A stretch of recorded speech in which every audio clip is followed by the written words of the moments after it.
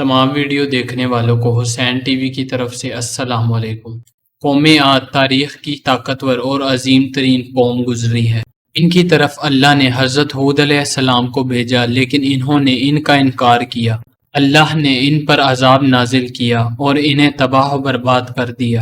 یہ قوم ارم نام کی بستی میں رہنے والے تھے، اس لیے انہیں عاد ارم بھی کہا جاتا تھا۔ یہ لوگ بہت ہی لمبے قد اور مضبوط جسامت کے مالک تھے۔ اسی طاقت کے بلبوتے یہ لوگ بہت جلد پورے یمن پر قابض ہو گئے۔ ان پر کئی بادشاہوں نے حکومت کی، لیکن 2 بادشاہ ایسے آئے جن کی حکومت بہت عظیم اور جاہ و جلال والی تھی۔ ان میں ایک کا نام شدید اور دوسرے کا نام شداد تھا۔ یہ دونوں آپس میں بھائی تھے۔ یہ دونوں بھائی ارم بن سام بن نو کی اولاد میں سے تھے۔ ان کی کل حکومت عمان، یمن، عدن اور شمالی عرب کے علاقوں پر تھی۔ جب شدید کی موت واقع ہوئی تو پوری حکومت شداد کو مل گئی۔ اس نے تمام قبائلی سرداروں اور بادشاہوں کو اپنا فرما بردار بنا لیا اور اس طرح پوری جنوبی عرب اس کی حکومت میں شامل ہو گئی۔ اس نے اپنی حکومت کو عروج پر پہنچا دیا۔ دنیا کے دیگر بادشاہ اس کے تابع دار ہو گئے۔ اس غلبے نے اسے اتنا مغرور کر دیا کہ اس نے خدائی کا دعویٰ کر ڈالا۔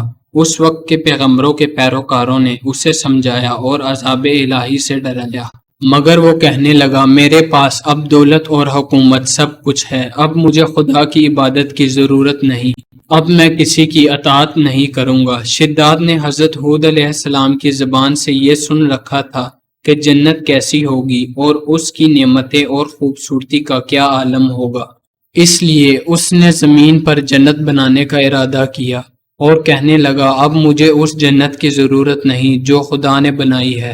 کہنے لگا، ایسی جنت میں دنیا میں خود بناؤں گا۔ اس نے 100 مخصوص افراد کو جمع کیا اور ہر ایک کو 1000 افراد پر مقرر کیا اور پوری دنیا کے ماہرین کو عدن آنے کی دعوت دی۔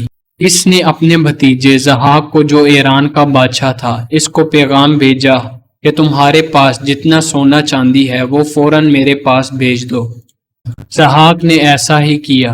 شداد نے تمام حکمرانوں اور سرداروں کو حکم دیا کہ سونے چاندی کی کانوں سے اینٹیں بنوا کر بھیجے اور کوہ عدن کے مقام پر ایک وسیع ترین شہر بنانے کا حکم دیا۔ اس شہر کی بنیادیں اتنی گہری کھدوائی گئیں کہ پانی کے قریب پہنچ گئی، پھر انہیں سنگ سلیمانی سے بھروا دیا۔ جب بنیادیں بن کر زمین کے برابر ہو گئی تو اس پر سونے چاندی کی اینٹوں کی دیواریں بنا دی۔ ان دیواروں کی بلندی اس زمانے کے گز کے حساب سے 100 گز رکھی گئی۔ جب سورج نکلتا تو اس کی چمک سے دیواروں پر نگاہ نہیں ٹھہرتی تھی۔ یوں شہر کی 4 دیواری بنائی گئی۔ اس 4 دیواری کے اندر 1000 کے قریب محل تعمیر کیے گئے۔ ہر محل 1000 ستونوں والا تھا، جس پر ہیرے اور جواہرات بھر بھر کر لگائے ہوئے تھے۔ پھر شہر کے درمیان میں ایک نہر بنوائی گئی اور ہر محل میں اس نہر سے چھوٹی چھوٹی نہریں لے جائی گئی۔ ہر محل میں جھومر اور فوارے لگوائے گئے۔ ان نہروں کی دیواریں اور فرش یاقوت، مرجان اور نیلم سے سجائے گئے۔ نہروں کے کنارے پر ایسے مصنوعی درخت بنائے گئے جن کی جڑیں اور شاخیں سونے کی اور پتے زمرود کے تھے۔ ان کے پھل موتی، یاقوت اور جوہرات بنا کر ان پر لٹکائے گئے۔ شہر کی دیواروں اور دکانوں کو مشک، زعفران اور عنبر گلاب سے سجایا گیا۔ سونے کے خوبصورت پرندے اینٹوں پر بنائے گئے جن پر پہرے دار اپنی اپنی باری پر آ کر بیٹھتے تھے۔ تعمیر مکمل ہوئی اور حکم دیا گیا سارے شہر میں ریشم کے قالین بچھا دیے جائیں۔ پھر نہروں میں کسی کے اندر میٹھا پانی اور کسی میں شراب اور کسی میں دودھ اور کسی میں شہد اور شربت جاری کر دیا گیا۔ روایتوں میں آتا ہے کہ اس جنت کو بنانے میں 300 سال لگ گئے اور شداد کی عمر 900 سال کے قریب تھی۔